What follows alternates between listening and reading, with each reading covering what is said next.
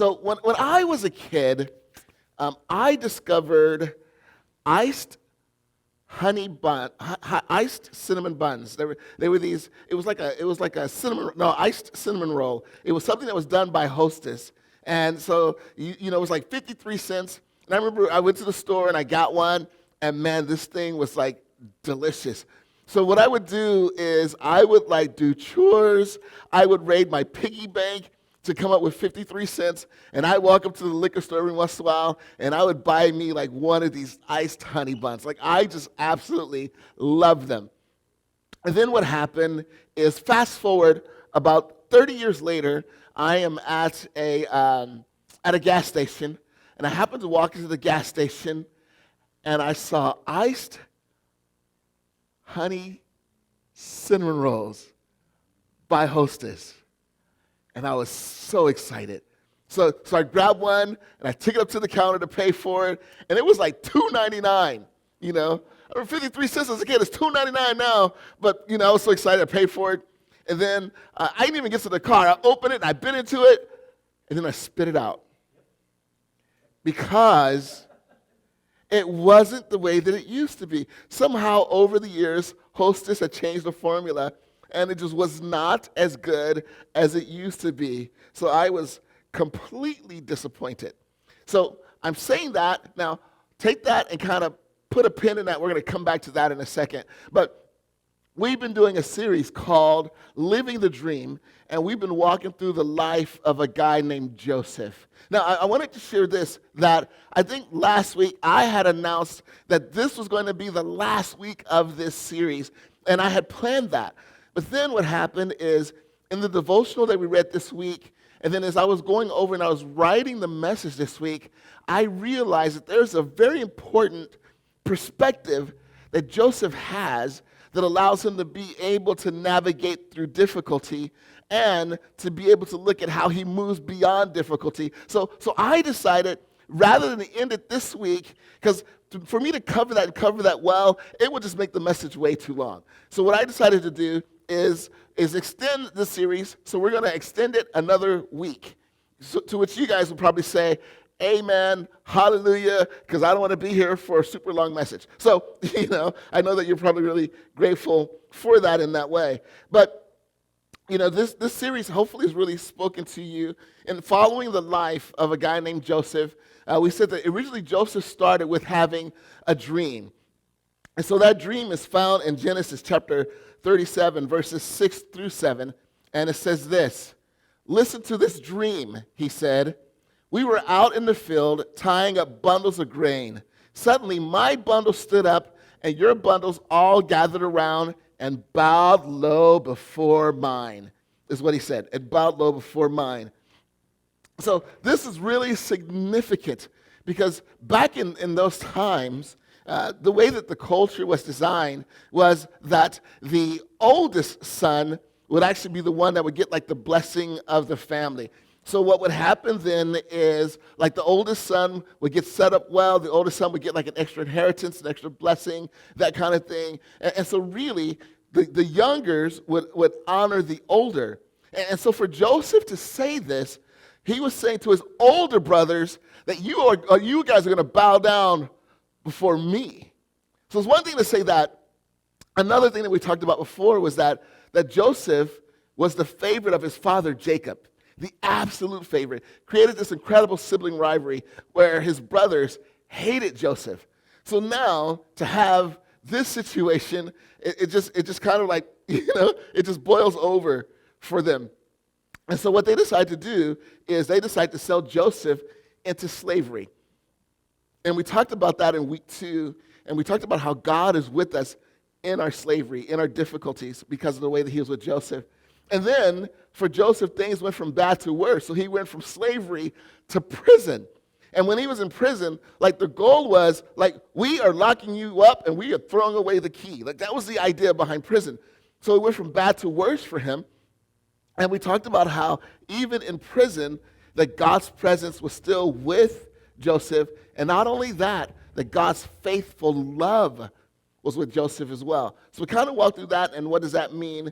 But in looking at all of these elements, we see these challenges that Joseph really had to face.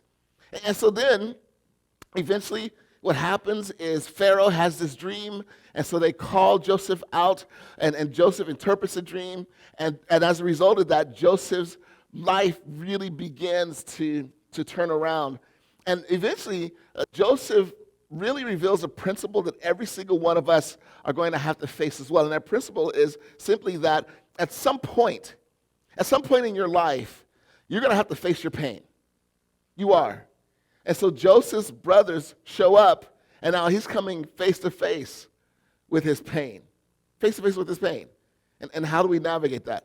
So with that, and here's the thing that I wanted to share is, and I think that this is really key, going back to the iced honey bun experience that I had, the reason why it bothered me is because they had changed the formula. It didn't taste the same. It wasn't as good as it used to be. And if you think about it, for many of us, there is this what we would call a formula for success, right? And the idea is if we follow that formula, then we will begin to experience success in our own lives.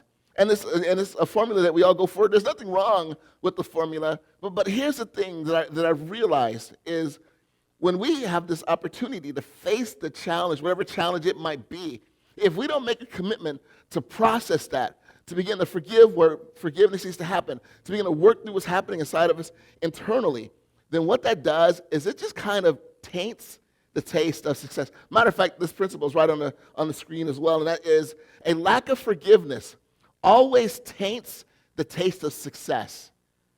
Because haven't you found that? Like, aren't there people that you've seen that you know that have achieved a certain level of success? They've achieved a dream life. And we look at the life, and we would love to be able to have that kind of life as well. And we look at the dream, and the problem with the dream, though, is simply that they're miserable. Like, have you noticed that? People achieve the dream life, the dream that you want, and they're absolutely miserable. They're absolutely miserable. And so as we look at this, I think it's important for us to begin to understand the same aspect in our lives as well.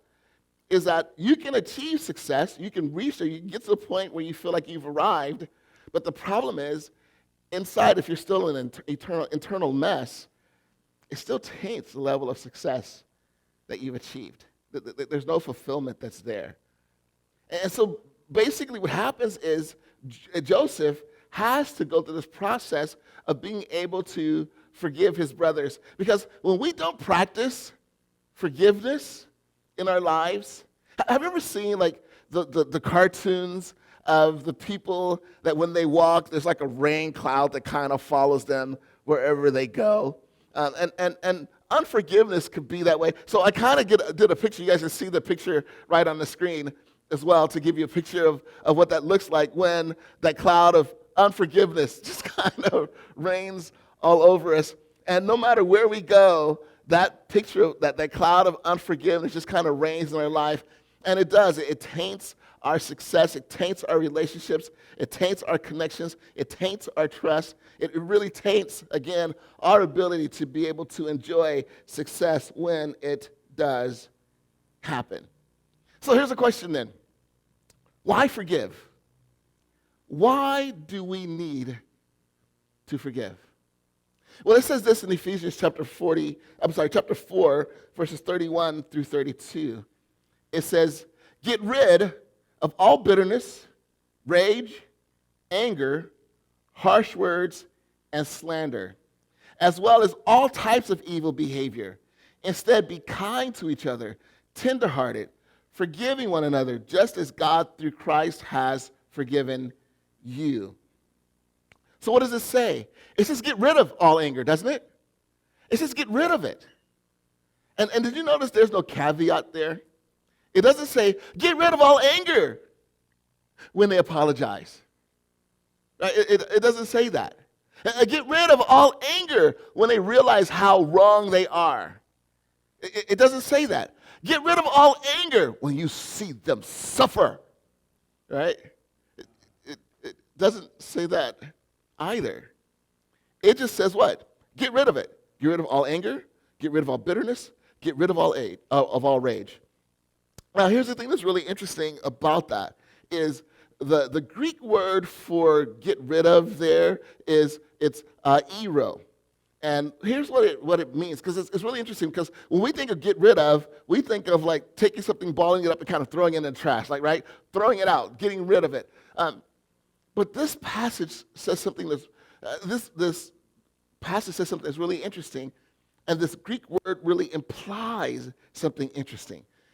Have you ever had a situation where you pick something up that's really heavy, and you're trying to carry it, and then someone else comes along, and they say what? Oh, here, let me grab that. And then they grab it, and you're like, right? To have them take it, to have them get rid of it, to have it alleviated. So the idea of this Greek word that is there, it means to lift up. It means to release. And so, in other words, what it's saying is get rid of. It's saying take our rage, our anger, and our bitterness, and not just throw it away, because if we just throw it away, eventually we're going to have to face it again.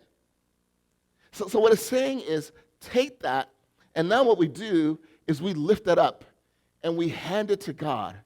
And then with God's help, we process it, and we process it, and we process it. And again, you've heard me say this before, and I want to remind us of this, that forgiveness is not a one-shot deal. Like, I decided to forgive, and I am done. I have forgiven. I have moved on. I am feeling good about life. Have you noticed, have there been people that you forgive, and then you go, well, why am I still angry? Right? They walk into the room, and you're like, but I thought I forgave them. Well, again, and I love it, the tense that is used for this Greek word in this passage, it almost implies that it's a continual thing of getting rid of handing it over to God. And it's important for us to realize this, that forgiveness is a process. Again, it's not something that you just decide one time and then you're done and you're good, you just move on. You kind of have to process it. And so when that anger comes back, you go back to God and say, look, God, I have made a commitment to forgive, but I'm still angry. Help me to be able to navigate and get through this and kind of process it. And you just kind of work with him as you're going through this element together. But when we understand this, this is what allows us to be able to begin to become free in our lives as well. So I really want to challenge us to really think about, are there people in your life that you need to forgive? Because until you do, you'll never be able to enjoy success in your life. No matter how much you arrive, no matter how much you get there, you'll never be able to fully enjoy it. And there will always be that dark cloud that kind of follows you. So the challenge is, and remember, again, forgiveness is not for the benefit of our offender. Forgiveness is for our benefit, to set us free so that we can heal and move forward. Because it's dangerous to hitch the wagon of your freedom to someone else's process. You understand that? It's dangerous. So I never move forward because I'm waiting for them to move forward. And we're going to talk about that in a little bit as well, and why that's so key. But let's go back to Joseph. And let me ask this question. How many of you have ever played the I'll be happy when game? The I'll be happy when game. I'll give you an example. I'll be happy when I get the job, right? And then we get the job. And then we say, well, I'll be happy when I get the hours that I want. And then you get the hours that you want. I'll be happy when I get the promotion. I'll be happy when my boss stops getting on my nerve. And then it becomes what? I'll be happy when I get a new job, right? So, and don't we do this? We do this with other aspects of our lives as well. I'll be happy when I get in a relationship. I'll be happy when I get a house. I'll be happy when I get that car. I'll be happy when, and we always look at that next moment, that next thing that's going to bring us happiness. But here's the thing as well, and you can see this right on the screen, and that is simply this. A change in status does not equal a change in happiness. A change in status does not equal a change in happiness. So this is why having examples of people in Scripture like Joseph is so that we can go to and be able to look at their example and be able to process and move forward to look at how things are going with us being able to heal and everything as well. So now, talking about success, let's go back to Joseph. So Joseph is in the situation where he's in prison, right? And then Pharaoh hears about him being able to interpret dreams, and Pharaoh has these dreams that he wants Joseph to interpret. So he calls Joseph out. Joseph interprets those dreams. And then remember last week, we ended the message talking about how Joseph didn't even campaign for this job, but Pharaoh was like, you're my guy, you're my guy. And so things began to change for Joseph, and I want you to see how far they've changed. In Genesis chapter 41, verses 41 through 44, it says, Pharaoh said to Joseph, I hereby put you in charge of the entire land of Egypt. Then Pharaoh removed the signet ring from his hand and placed it on Joseph's finger. He dressed him in fine linen clothing and hung a gold chain around his neck. Then he had Joseph ride in the chariot reserved for his second in command. And wherever Joseph went, the command was shouted, kneel before Joseph. No, kneel down. So Pharaoh put Joseph in charge of all Egypt. And Pharaoh said to him, I am Pharaoh, but no one will lift a hand or foot in the entire land of Egypt without your approval. So he goes from prisoner to prince. Let me think about that. Again, he goes from prisoner to prince. Sorry, I couldn't resist that one. Good thing my wife isn't here for that one. But think about just the opportunity that happens for him. And he's given a new name by Pharaoh. The name is Zephanath-Paneah. And people disagree on the exact translation of the name, but it means something like this. Here are three possibilities. He who explains hidden things, the revealer of secrets, or one who reveals mysteries. That's the name that he's given by Pharaoh. And then here's the thing that's really interesting is also Joseph is given a wife. And according to the passage, he's given a wife who is the daughter of a man named Potiphar, who is one of the magicians on Pharaoh's staff. Some people believe that Potiphar and Potiphar are one in the same. Now, if you're not familiar with what happened, when Joseph was falsely accused by Potiphar's wife of trying to make advances and trying to take advantage, which was completely not true. That's why he's falsely accused of it. And as a result of that, Potiphar gets mad and has Joseph thrown into prison. And so now, when Joseph is redeemed, when Joseph is now in this position of success, the interesting thing is he may have been given the daughter of Potiphar as his wife. Talk about things coming full circle. And literally, if that is true, then what that literally means is that Pharaoh decided to make it right for Joseph. To make it right for Joseph. Which is like, when you look like, wow, that's pretty incredible. But here's the point that we're going to start to begin to get to. And that is Joseph's mindset. If you study Joseph's mindset when he begins to process life, it's flat out amazing. And if we can begin to practice some of that in our own lives, and what that would allow us to do is it will allow us to be able to heal as well. So I want to show you how far Joseph goes to begin the process of healing. And it says this in Genesis chapter 41, verses 50 through 52. It says, during this time, before the first of the famine years, 2 sons were born to Joseph and his wife, Asenath, the daughter of Potiphar, the priest of On. Joseph named his older son Manasseh, for he said, God has made me forget all my troubles and everyone in my father's family. Then Joseph named his second son Ephraim, and he said, God has made me fruitful in this land of my grief. So here's what Joseph does. In order to begin to process what has happened in his life, he names his two kids as reminders of how he's processing what has happened in his life. So whenever he sees his oldest son, every time he says his oldest son's name, he's saying, I have moved on. I have moved on. I have moved on. I have moved on. I have moved on. Knock it off. But, but I have moved on. That's what he's saying. And then every time he says his second son's name, he's basically exclaiming that my pain did not have the final say. My pain did not have the final say. I have moved on. My pain has not had the final say. I have moved on. My pain has not had the final say. So every time he's saying his children's names, he is reminding himself of the commitment that he has made and how he deals with his past. Isn't that crazy? But it's amazing.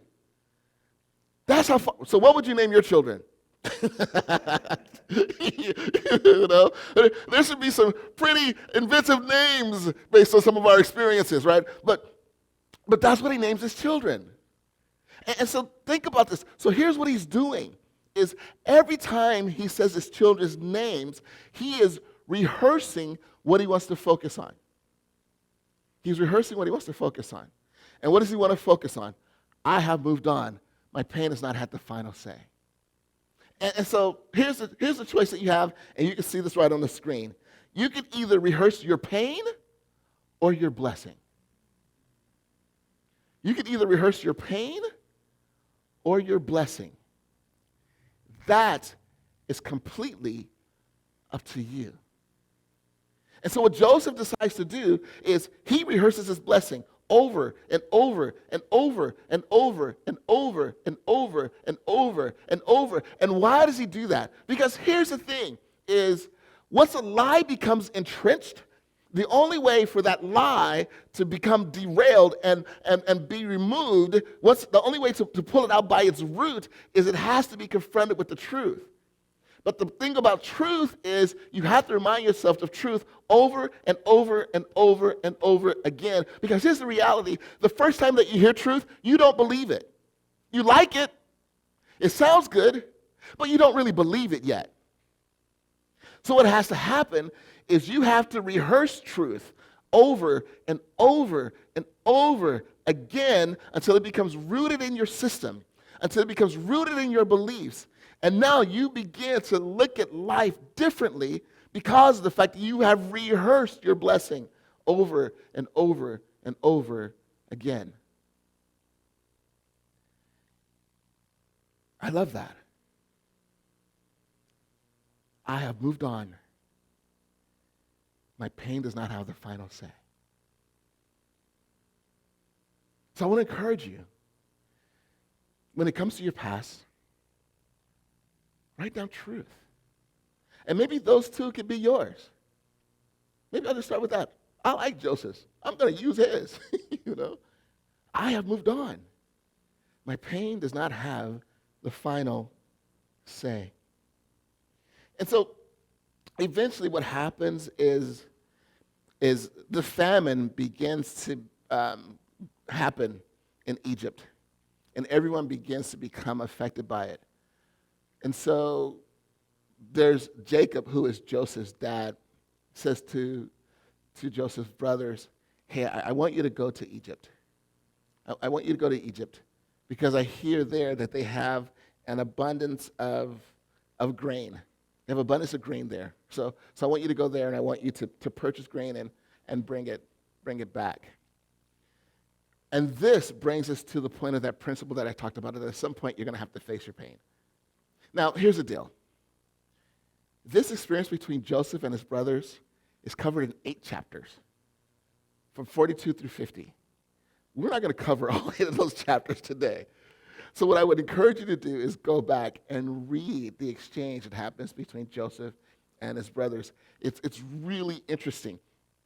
there's this dynamic that people wonder if Joseph was wrestling with the anger that he felt towards his brothers, if he was wrestling with how to navigate that until he got to a point where he really decided to forgive his brothers because he has moved on. And that's the thing that's really important. What empowers Joseph to be able to eventually forgive his brothers is because of those two things. I have moved on. My pain has not had the final say. That's what empowers him to be able to forgive his brothers. But we're not going to cover all 8 chapters today. We're just going to hit some highlights. So I'll encourage you to go back and to read it. So now, imagine that the brothers have traveled to Egypt, and now they stand before Joseph. And so here's what it says in Genesis chapter 42, verses 6 through 8. It says, since Joseph was governor of all Egypt and in charge of selling grain to all the people, it was to him that his brothers came. When they arrived, they bowed before him with their faces to the ground. Joseph recognized his brothers instantly, but he pretended to be a stranger and spoke harshly to them. Where are you from? He demanded. From the land of Canaan, they replied. We have come to buy food. Although Joseph recognized his brothers, they didn't recognize him. So you would think, but why didn't they recognize him? Like, he's their brother. Shouldn't they have seen it in him? But have you ever had a situation where there's someone that you're used to seeing in a certain context, and then you see them outside of that context and you don't recognize them? Like, if you're at the mall and you see your teacher, it's like, wait, you go to the mall? Kind of thing.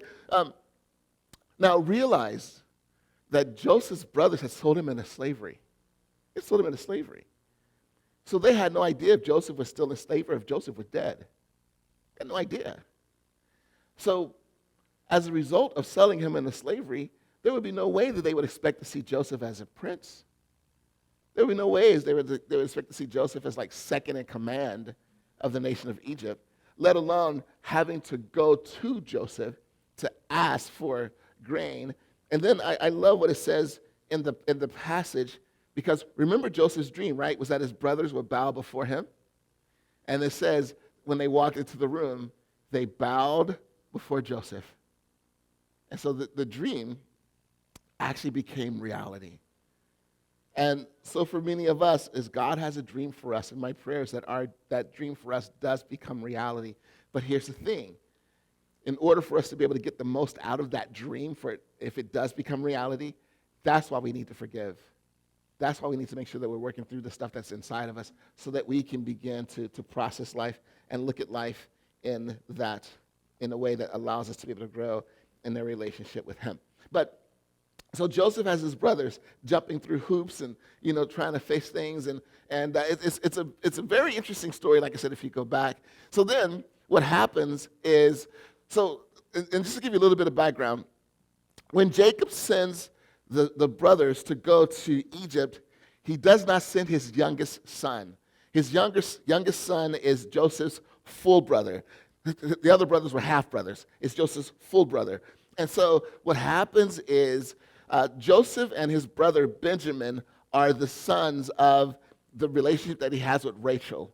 And for those of you that don't remember the story, basically what happened with Jacob is Jacob fell in love with Rachel, and then on his wedding night was tricked into marrying the older sister, and then he had to work some more time, and then he was able to marry the one he really loved, Rachel. So he has all these children with Leah, as well as, you just have to read the story. But then Joseph and Benjamin are the ones from this marriage. Now, Jacob believes that Joseph is dead. And so when the brothers go into Egypt, he says, you guys go, but don't take Benjamin with you. Leave Benjamin with me. Because if you take Benjamin with you, and I lose Benjamin too, it'll kill me. It'll kill me. So then, they go to Egypt, they stand before Joseph, and Joseph says, because he knows that there's Benjamin. So Joseph says, hey, is this all of you? Do you have, and they're like, no. They tell the story of what they did, kind of. We have another brother, he's dead, and then we have another younger brother, kind of thing, which of course, they're lying to Joseph because they didn't Well, you know the whole story. But we have a younger brother. And so Joseph says this. He says, take your grain, but if you come back, knowing that they would have to, but if you come back, bring your younger brother with you. If you don't bring your brother with you, you will get nothing. And I think he might have even threatened their lives.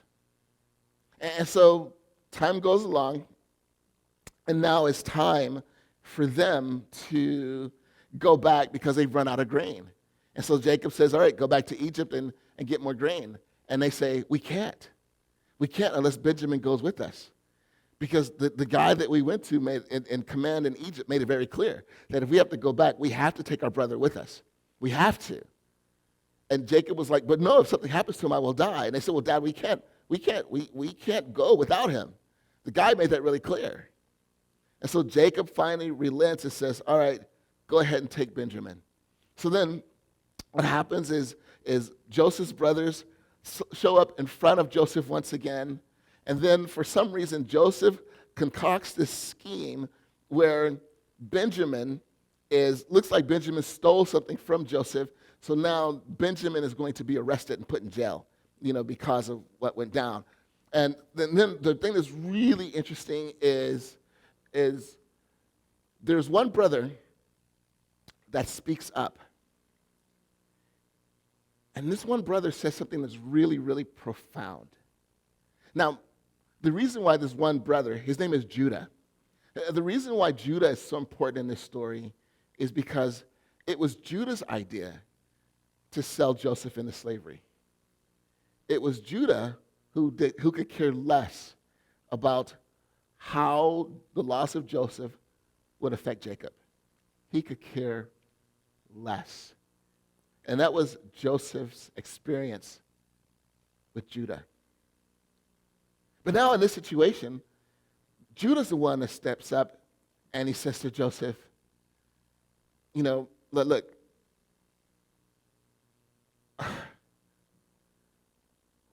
we can't leave without my brother. We can't. And he explains Jacob's reaction and what Jacob's potential reaction would be. And he was like, look, I just can't do that to my dad. I just can't. And then Judah says this in Genesis chapter 44, verses 33 and 34. He says, so please, my Lord, let me stay here as a slave instead of the boy, and let the boy return with his brothers. For how can I return to my father if the boy is not with me? I couldn't bear to see the anguish this would cause my father. So do you see the shift that's happened inside of Judah? I couldn't see my father go through this again. I saw my father go through the loss of my brother Joseph. I couldn't bear to see him go through this again. So look, here's what I'm willing to do. I'll take his place. Put me in prison and send him back. I'll be your slave. And what happens is Joseph is so moved by Judah's plea that in Scripture it says Joseph immediately cleared the room of everyone but his brothers, kicked everyone out. And then it says this in Genesis chapter 45, verse 3. I am Joseph, he said to his brothers. Is my father still alive? But his brothers were speechless. They were stunned to realize that Joseph was standing there in front of them. They're shocked. And really what happens is Joseph spends the rest of chapter 45 trying to convince them that he is Joseph. And so then what happens is Pharaoh hears about what's going on because it says that at the point where Joseph reveals himself to his brothers, it says that he wept out loud, like he was wailing. He was wailing in this moment. wailing. And so people in the court kind of heard about it. They went back to Pharaoh, and they said, we think Joseph's brothers are there. And then he finds out that it's true. And then also Pharaoh finds out that Jacob is back in Canaan. So what happens is Pharaoh sends their brothers back, but he sends them back with the caravan. And he says, go pick up your dad and bring your dad back. So they get back with the caravan, and then they say to Jacob, not only do we have Benjamin, Joseph is alive. Your son is alive. And so then Joseph gets into the caravan, the cart or whatever, and so they bring Jacob back to, all these J names, but they bring Jacob back to Egypt, and then basically what Pharaoh does is Pharaoh sets Joseph and his brothers, he set his brothers up, sets Jacob up, he sets them up really well so that they're good. So it's just amazing how this story really just begins to come in full circle. And then it goes on and it just talks about how the famine continued to go, and the famine actually gets worse. And Joseph helps Egypt navigate this famine. And so he's kind of there in that way, and he's also he's able to take care of his brothers. And so this is really important too, because and this is really key, if God had not put Joseph in a position that he's in, remember God made a promise to Abraham. That promise was you're going to inherit a group of people from you're going to have a son, and that son is going to lead to a great inheritance where you'll be the father of many.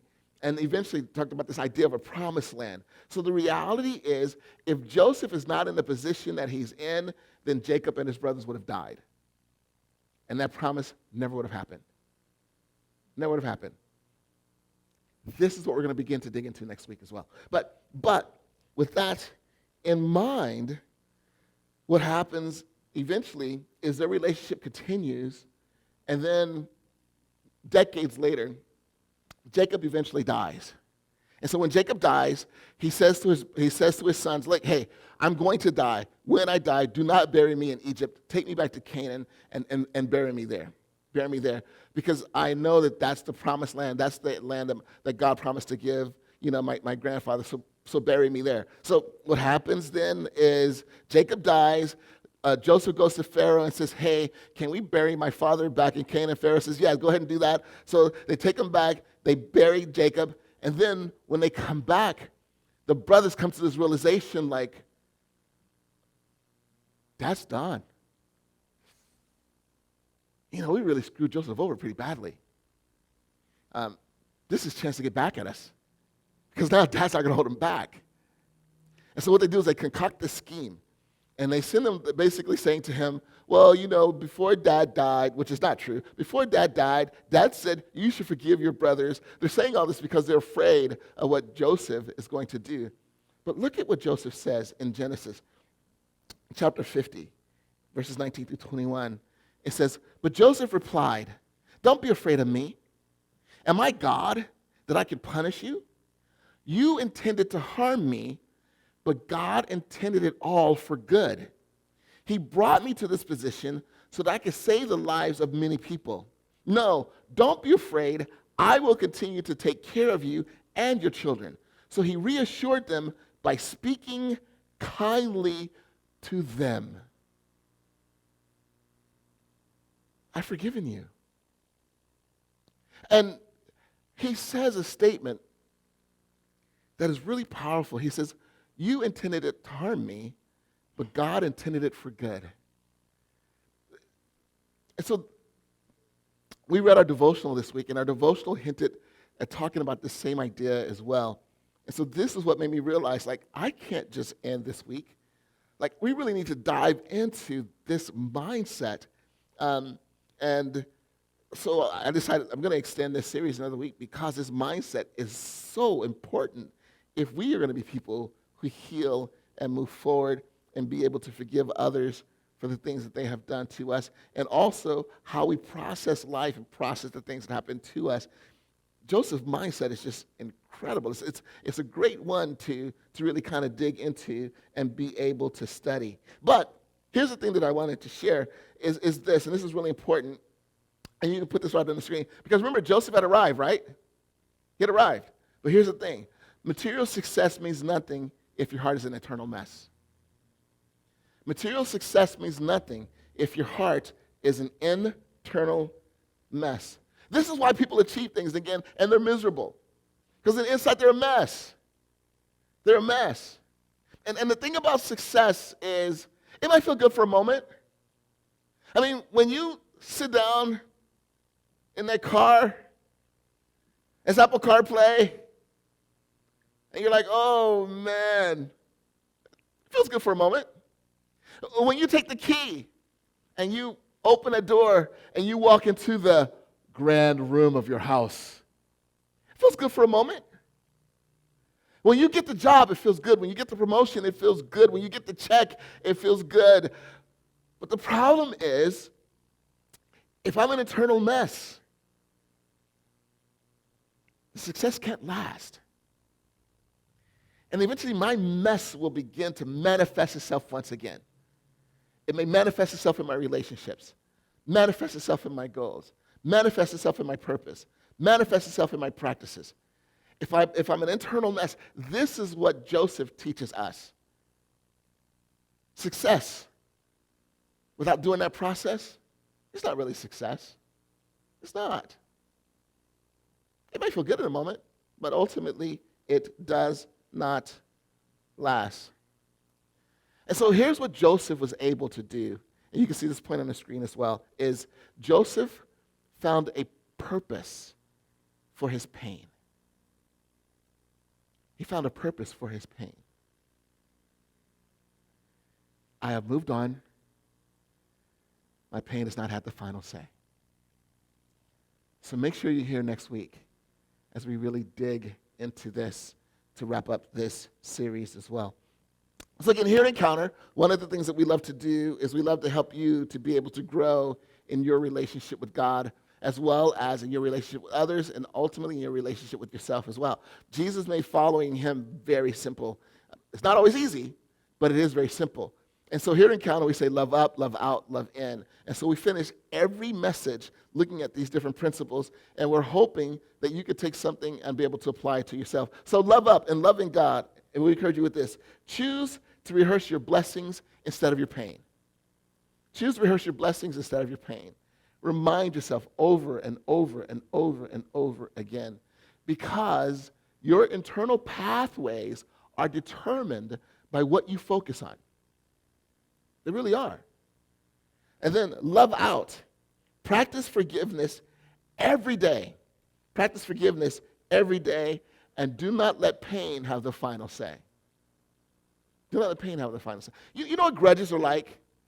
Here's what a grudge is like. Have you ever seen those movies where guys break out of prison, but they're handcuffed? And they're usually handcuffed to a person they what? Hate. They hate. So when you carry a grudge, what you're doing is you are handcuffing yourself to your hate, handcuffing yourself to your pain. And if you didn't have that handcuff, you probably would have gotten away freely, right? But now you have this handcuff. You are trapped. You are trapped with. So I want to encourage you. Cut the chain. Cut the chain. Don't let pain have the final say. Practice forgiveness. And love in. Pursue inner health more than material wealth. Pursue inner health more than material wealth. Because if you can pursue healing, but here's the thing. If your inner health is solid, it doesn't happen with your material. It doesn't matter what happens with your material wealth. It doesn't happen. It doesn't matter. But if you don't have that inner health, now you're driven by fear. Because your happiness is directly connected to having stuff. It's directly connected to that material wealth, that material position. So here's the thing. Material wealth can leave you penniless, but internal health won't leave you regardless. It's completely up to you and what it is that you decide to pursue. So like I said, come back next week as we wrap up this series. because I think this principle will really speak to us as we look at how to process and move forward beyond the pain in our lives. Jesus, thank you